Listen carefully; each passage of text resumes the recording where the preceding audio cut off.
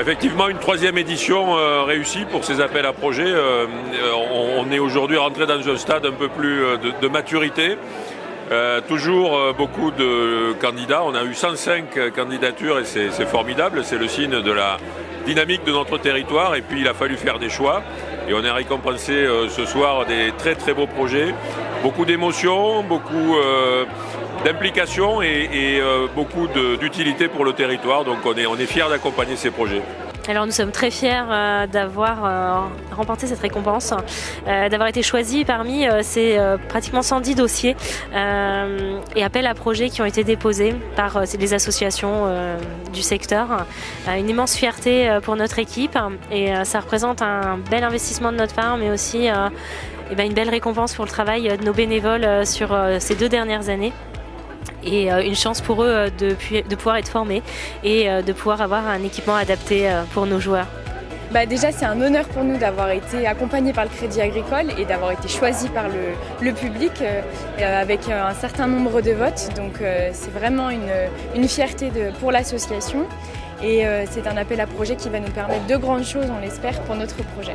Alors ce fonds de dotation va nous permettre l'ouverture d'une maison post-cancer, une maison d'accompagnement pour toutes les personnes qui ont eu un cancer, donc hommes, femmes, et également d'accompagner leurs proches aidants et leurs familles. On continue le chemin sur l'inclusion, le bien vivre ensemble.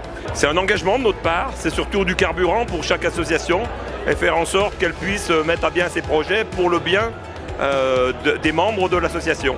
Un immense honneur, c'est une reconnaissance et c'était une très belle soirée qui nous a permis de partager beaucoup d'expériences sur nos territoires.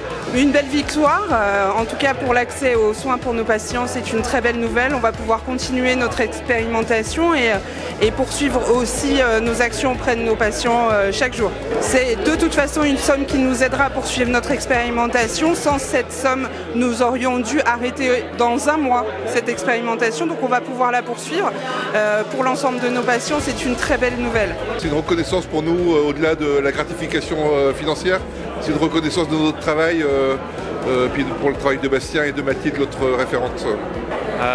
Du coup, on va pouvoir utiliser cet argent pour financer tous les projets jeunes qu'on a, donc les 2 écoles de sport qu'on a sur Annecy et sur Annemasse, où on organise et on encadre des activités tous les mercredis après-midi en période scolaire. Je pense qu'on a pris l'engagement avec le directeur général de faire une 4e édition, parce qu'aujourd'hui ça s'inscrit dans la politique mutualiste de la Caisse, et il est important de pouvoir persévérer sur une thématique qui sera forcément différente, mais quoi qu'il en soit, on s'inscrit bien évidemment dans la durée.